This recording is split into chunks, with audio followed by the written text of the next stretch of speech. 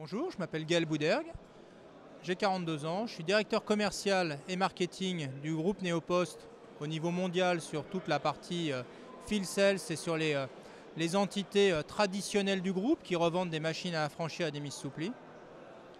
Dans notre groupe, j'ai la chance d'avoir des équipes commerciales à travers le monde, à la fois en France, à la fois aux États-Unis, en Asie, en Australie, au Canada. Donc c'est une réelle passion pour moi d'animer toutes ces équipes, de vendre à l'export, vu que nous fabriquons en France, et également de pouvoir en permanence comparer les méthodes de vente de nos équipes commerciales, la façon de vendre, la façon de se développer entre les différents pays. Majoritairement, nous vendons en vente directe, donc les équipes commerciales nous appartiennent. Nous avons en l'occurrence plus de 200 vendeurs en France, plus de 400 vendeurs aux États-Unis, plus de 200 vendeurs en Australie, des équipes commerciales au Japon, en Malaisie, en Thaïlande, en Indonésie, enfin tous les pays à travers l'Europe.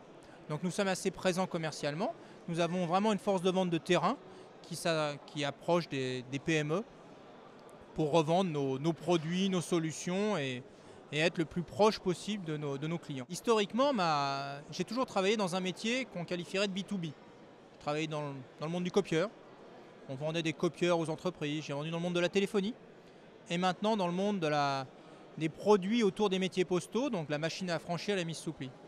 Et donc c'est vraiment ma spécialisation. J'ai eu la chance de tomber dans ces métiers-là, d'apprendre tous ces métiers-là.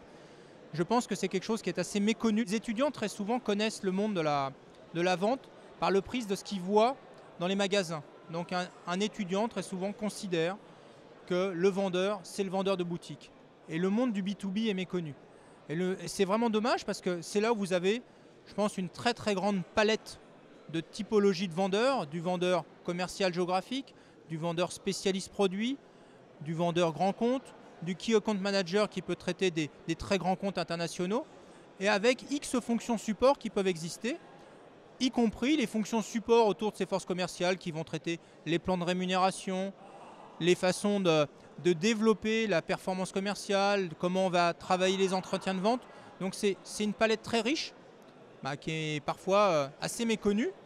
Et je suis très content de pouvoir intervenir, pouvoir en dire quelques mots et faire connaître ce type de fonction à de nombreux jeunes. L'évolution que j'ai pu constater dans le monde du copieur par exemple ou de mes métiers, ça a été très clairement un changement au niveau de la typologie des produits vendus par les vendeurs. C'est-à-dire qu'un produit que je pourrais qualifier de transactionnel, les produits les plus basiques, au fur et à mesure du temps, sont vendus de plus en plus par Internet ou par téléphone. Une entreprise, fort logiquement, va chercher à réduire ses coûts, qu'on va rappeler des coûts d'opération. Donc on va chercher à le traiter à distance.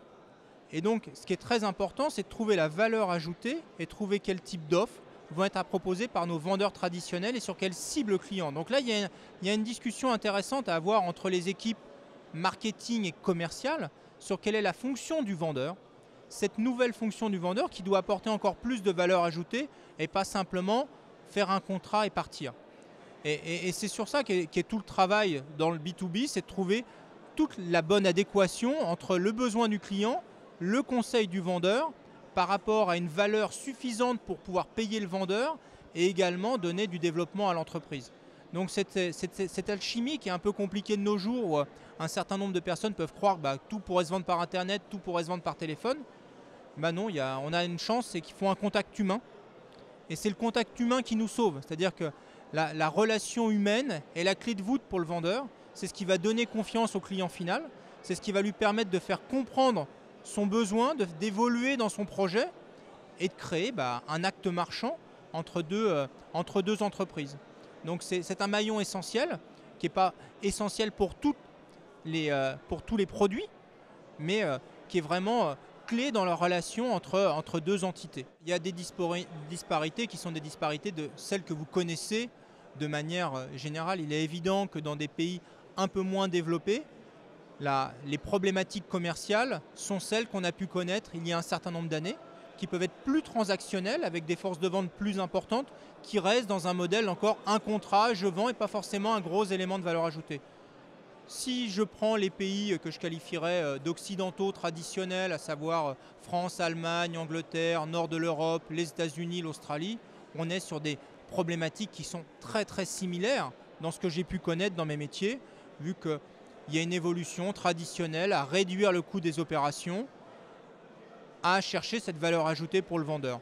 Et très clairement, je ne vois pas de grande différence dans le vendeur. Il peut y avoir des différences socio-culturelles locales qui s'expliquent par des politiques diverses et variées dans les pays. Mais globalement, la personne qui cherche à promouvoir ses produits vis-à-vis d'un client final, l'entretien de vente est très très proche. La méthode d'approche du client final est très très proche. La contractualisation est très très proche. Commercialement, j'aurais du mal à répondre. Ce que j'ai pu voir, c'est l'impact important est lié à la réglementation. Quand un certain nombre de pays décident de réglementer différemment, ça peut avoir un impact très lourd. Vous pouvez prendre pas très loin de chez nous, en Europe, les pays nordiques, de par leur couverture géographique, de par leur ouverture naturelle aux produits du web, de par la réglementation, fait que ces pays-là sont obligés d'évoluer différemment. Donc la réglementation qui est imposée par certains pays, on peut en parler là, récemment en France, si on parle de loi Macron, qui oblige un certain nombre, qui oblige la façon de travailler entre un État et les entreprises ou entre les entreprises elles-mêmes, influe énormément. Et donc ça, c'est des avancées politiques d'État à État, de zones géographiques, on pourrait dire d'Europe, ou des États-Unis, ou d'ALENA, ou d'évolution au niveau Asie. Ça a un impact énorme par rapport au quotidien des entreprises dans le B2B, dans la façon de travailler, d'envoyer une facture digitale ou papier, d'avoir une relation contractuelle physique ou pas physique, électronique ou pas, tout ça, de pouvoir travailler tout aussi simplement. Skype pour des Nordiques, c'est juste quelque chose de normal.